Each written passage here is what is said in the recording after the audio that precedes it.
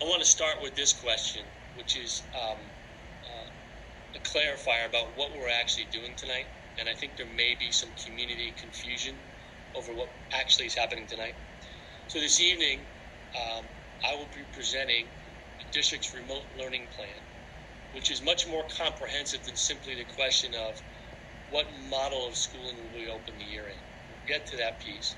But this is a much broader piece about when we start school, which model we're in, what the health guidelines are, what policy change we made. It's a much more comprehensive presentation than just simply the question over blended, which has been a big part of the conversation in the community.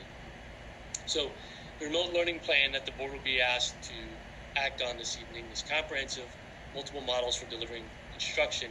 It includes everything from what we traditionally do with all students in, to a blended model, which we'll talk about this evening, to, if necessary, going back to remote like we were in the spring. And a new option we're moving forward this evening that we'll talk about a great deal is our Westerville Virtual Academy. So just a reminder, and I'll say it one more time, what the board is actually acting on tonight is the entire remote learning plan, which includes those various instructional components to models for delivering instruction. Jill, next slide. I want to start with some guiding principles through which we'll use as a lens for making these decisions. In talking with the board about these principles, it was clear to me that they felt that the safety, health, and well-being of our students and staff, and our community at large, we don't operate in a vacuum, was their primary concern. And that those decisions about safety, health, and well-being of our students is really based on research and science, and we'll talk about that tonight. The second piece goes more to what our purpose is as a school, which is educational experiences of students. The challenging thing for us is having multiple models for delivering instruction, as we do in this remote learning plan, challenges us to continue to make sure that those educational experiences are engaging. And I'll reference back to last spring, when in the wink of an eye, the district had to flip from what we normally do to a fully online option for all students. And the challenge that was for us to make the great lift to do that.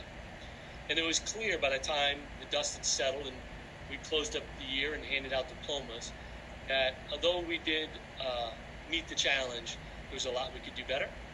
And one of the first things we did post at the end of that last year was to engage parents and students and staff in a discussion very quickly, look in the rearview mirror.